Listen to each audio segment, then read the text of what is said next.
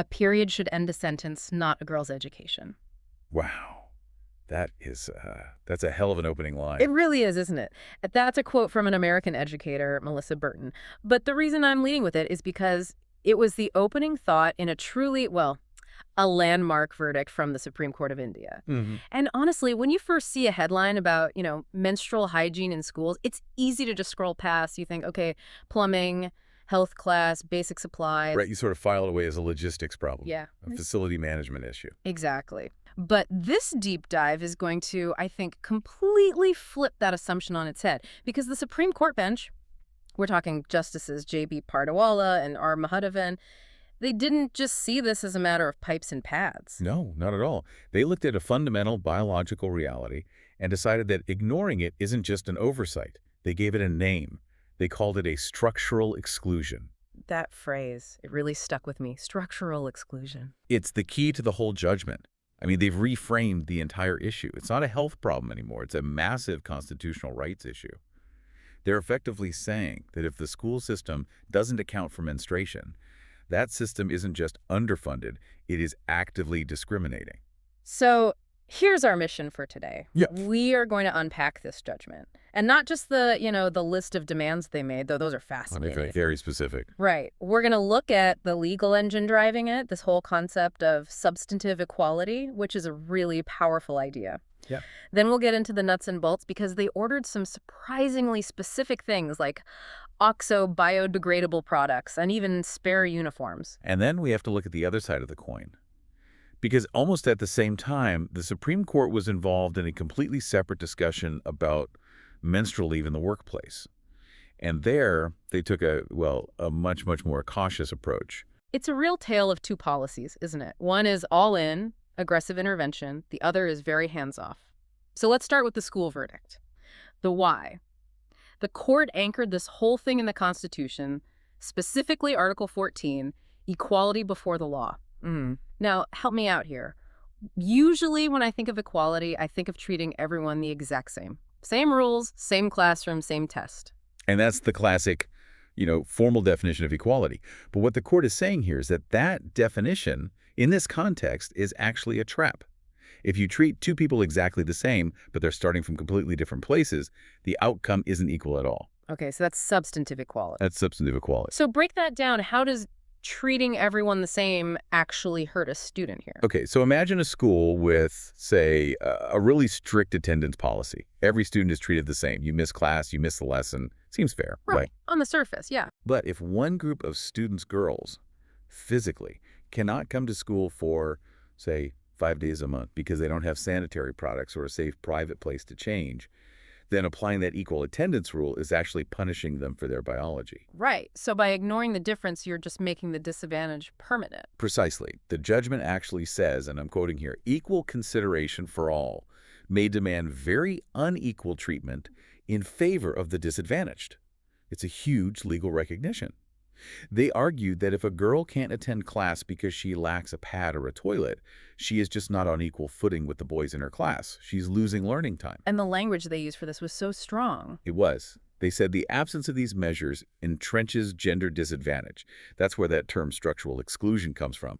It's not that someone forgot to buy a bin. It's the very structure of the institution is designed in a way that effectively pushes girls out. It's fascinating because they also linked to Article 21, the right to life. I feel like in Indian constitutional law, the right to life does a lot of heavy lifting. It's never just about, staying alive. Never. The courts have consistently interpreted Article 21 to mean the right to live with dignity. And that's the connection here. The court said that for menstruating girls, the lack of facilities isn't just an inconvenience. It subjects them to stigma, to stereotyping, and to, humiliation. Which makes perfect sense. I mean, if you soil your clothes and there's nowhere to go, no way to clean up, that's a dignity issue. It's deeply humiliating. And it's an autonomy issue. That's the other angle. If a student is basically forced to drop out of school because the school can't handle her own biology, that's a violation of her bodily autonomy. The state is failing her. And speaking of the state's obligations, this brings us to the money. The Right to Education Act, the RTE, we always hear about free education. I think most of us assume that just means no tuition fees, maybe free books. Right, that's the common understanding. But the court really widened the lens on this. They looked at Section 3 of the RTE Act and argued that free education means removing any financial barrier that stops a child from completing their education. Oh, I see where this is going, the hidden costs. Exactly. If you're a family living in poverty and sanitary products are expensive, which they are, that cost becomes a barrier to her going to school. If a girl drops out because her family can't afford pads, then education was never truly free for her. It's basically a tax on her education that boys just don't have to pay. That's a great way of putting it. The judgment says, when this expenditure leads to absenteeism or dropout, the state's inaction converts a guaranteed right into a conditional one. So providing free pads isn't some charity project. No. It's a statutory obligation. It's what the law demands to make the RTE Act real. And they applied this to the toilets themselves, too. It wasn't just, hey, it'd be nice to have a toilet. No, they looked at Section 19 of the RTE Act, which sets the standards for what a school building must have. And the court made it very clear. Having separate toilets for boys and girls isn't just an infrastructural requirement, it's a substantive one. Meaning it's essential to the education itself. Yes. They called the lack of these facilities a stark constitutional failure. If the toilet isn't there, or it's not usable, you are failing the Constitution, period. Okay, so that's the legal theory. Substantive equality, right to dignity, redefining free education. It's incredibly robust. But what I love about this is they didn't just write a philosophy paper, they issued orders. And they used this specific legal tool, a continuing mandamus. Can you just explain what that is for those of us who didn't go to law school? Sure. Normally, a court issues a judgment, signs off, and the case is closed. It's done. The continuing mandamus is different. It means the court keeps the file open. They're basically saying, we're not done here. We're going to keep this matter pending, and we're going to monitor your compliance over time. So it's like a manager saying, I'm not just assigning this task, I'm putting a weekly check-in on the calendar until it's finished. That's exactly it. It puts the government on a leash, effectively. And they gave them a timeline. 3 months. 3 months. Okay, so let's get into the what? The shopping list. Because it is surprisingly specific. It really is. So first and foremost, free products. All schools, government-aided, you name it, must provide sanitary napkins free of cost. But they didn't just say pads. They specified OXO biodegradable sanitary napkins. Okay, pause there. OXO biodegradable. That sounds very technical. I get biodegradable, but what's the OXO part? It refers to a specific kind of technology in plastics. You add a pro-oxidant additive to the material, and this additive just helps the plastic break down much, much faster when it's exposed to oxygen and heat. So they're baking environmental sustainability right into the mandate from day one? They have to. I mean, think about the scale here. You're talking about millions of students. If you mandate millions of pads across millions of schools, and they're all the standard plastic heavy kind, you're creating a massive landfill problem overnight. The court is trying to solve one problem without creating an ecological disaster. Smart. And they also specified how these pads should be given out, right? Because nothing is worse than having to walk up to your male teacher in front of the whole class and, ask for one. Right, that in itself is a barrier of shame. So they said they preferred vending machines, and specifically vending machines located inside the girls' toilets. Or if not, then through a designated authority, usually a female staff member. The whole goal is privacy. Which leads to point 2, disposal. You can't just hand out millions of pads without a plan. Exactly. Schools need safe, hygienic disposal mechanisms. These specified covered waste bins that are cleaned regularly. It sounds so basic, but anyone who has used a public restroom knows the covered part and the cleaned regularly part are often missing in action. Tell me about it. And then infrastructure. We talked about toilets, but the details here matter too. Gender segregated, of course. Yeah. But they really emphasized water connectivity. Usable water and functional hand washing facilities. With soap. Soap seems to be the first thing to disappear from any public facility. It does. But the court is basically saying, look, without soap and water, the toilet is useless for menstrual management. You can't manage your hygiene if you can't wash your hands. Now, there was a fourth requirement that really caught my eye, and I honestly hadn't thought of it, but it makes so much sense. The MHM corner. The menstrual hygiene management corner. This is, you could argue, the most empathetic part of the whole judgment. The court told schools to set these corners up and stock them with very specific things, not just pads. What else? Spare innerwear, spare uniforms, and disposable bags. Spare uniforms. That is such a thoughtful detail because just imagine the nightmare scenario for a girl in middle school. The issue isn't just needing a pad, it's leakage. It's the fear of the stain. Right. If you stain your uniform and you have no way to change, what do? You go home, you leave school, and you probably don't come back for a few days because you're absolutely mortified. Exactly. The whole point of the MHM corner is to make sure a girl never has to leave school because of staining or leakage. It addresses the practical, humiliating reality that causes so many dropouts. It's a safety net. That is substantive equality in action. It's not just giving everyone a pad, it's acknowledging that accidents happen and giving them a solution so their education can continue. But here's the catch. You can build the fanciest toilets. You can stock the vending machines, have a closet full of spare uniforms. But the court recognized that none of that matters if the culture of the school is toxic. So this brings us to the social layer. The court said that infrastructure is basically useless in a hostile and stigmatized environment. And this is a crucial part of the judgment. They focus so heavily on destigmatizing menstruation. And what's really interesting is they put a big spotlight on the boys. Yeah, I wanted to ask about that because usually menstrual hygiene programs are these secret meetings where the girls get pulled into a room and the boys go play soccer. And that secrecy just feeds the stigma. It reinforces this idea that it's something shameful, something to be hidden. The court said it is crucial that boys are educated on the biological reality of menstruation. They pointed out that a male student who is unsensitized is just more likely to tease or harass a girl. Yeah. And that harassment, that bullying, is often what pushes her out of school. So it's about stopping the bullying at the source. It's not just arming the girls with pads, it's disarming the stigma among the boys. Exactly. They directed the insert, the bodies that design the curriculum, to create gender-responsive lessons on puberty and menstruation. And this applies to teachers, too. They mandated that all teachers, male and female, have to be trained to support menstruating students. That is a huge cultural shift. Your male math teacher needs to understand why a student might need a break and not make it a weird or awkward thing. Right. Now, we have to talk about implementation.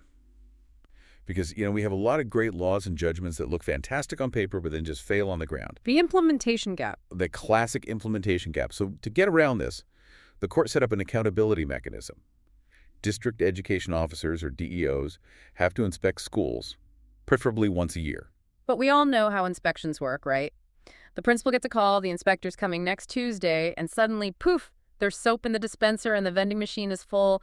Wednesday morning, it's all gone. It's the Potemkin Village scenario. Yeah. The court saw that coming.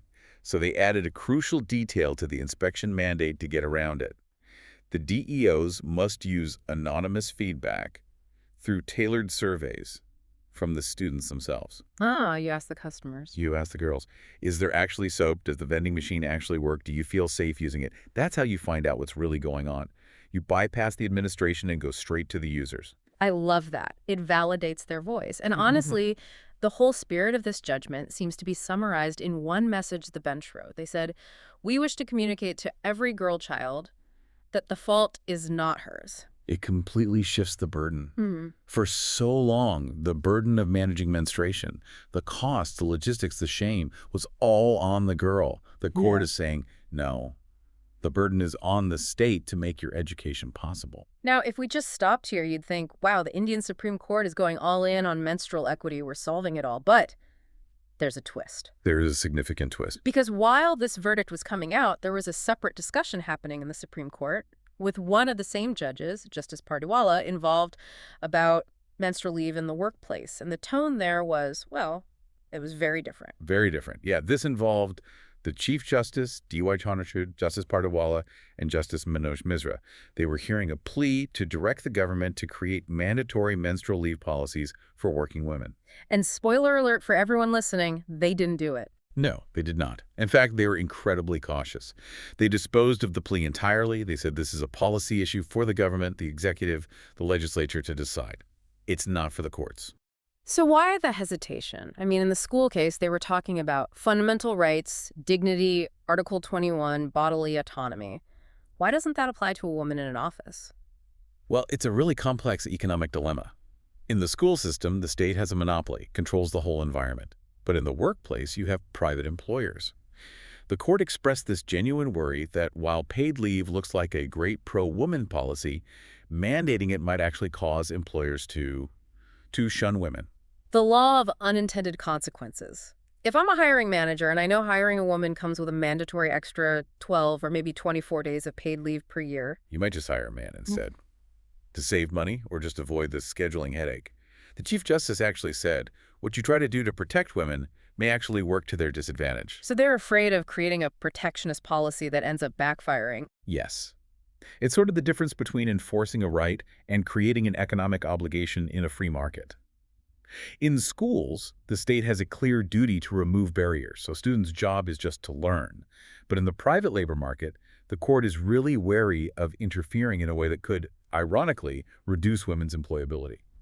It's so interesting to see that contrast. On one hand, you have substantive equality, demanding we acknowledge biological differences to level the playing field for students. On the other hand, there's this fear that acknowledging those same biological differences in the workplace will act as a kind of hiring tax on women. It really highlights the tension between social rights and economic realities. The court basically said, we can force a school to build a toilet, but we can't force a private company to hire a woman if we make her more expensive to employ. They kick it back to the sender to maybe frame a model policy, but they stop short of a mandate. It's fascinating that Justice Pardawala was on both benches. It shows it's not hypocrisy, it's context dependent. Exactly. The context changes everything. In school, you are a ward of the state. Your education is guaranteed. In the workplace, you're an economic agent, and the court is trying to preserve your access to that economy without pricing you out of it. So let's wrap this up. What's the big picture takeaway here? Well, for the school verdict, we've moved the needle in a huge way. I mean, we went from a lack of pads being seen as just unfortunate to it being called a structural exclusion and a constitutional failure. And practically, we're looking at a future, hopefully within 3 months if the monitoring works, where schools must have vending machines, biodegradable pads, clean toilets, and those crucial spare uniforms. And culturally, it just shifts menstrual hygiene from being a health issue, something private, almost medicalized, to being a matter of human dignity and constitutional liberty. It validates the experience of millions of girls. But then we have that big question mark hanging over the workplace. We do. And that is the tension we're all left with. It really is. And that's actually the thought I want to leave you all with today. The court has mandated the infrastructure for equality in schools. They've, in theory, made it possible for a girl to graduate. But they've deferred the policy for equity in the workplace. So here's the question. How do we bridge that gap? How do we make sure that the girl who stays in school, thanks to this verdict, doesn't just face the same biological barriers or new economic ones the moment she graduates and tries to enter the workforce? That's the billion-dollar question that policymakers have to answer now. Thanks for diving deep with us today. A pleasure as always.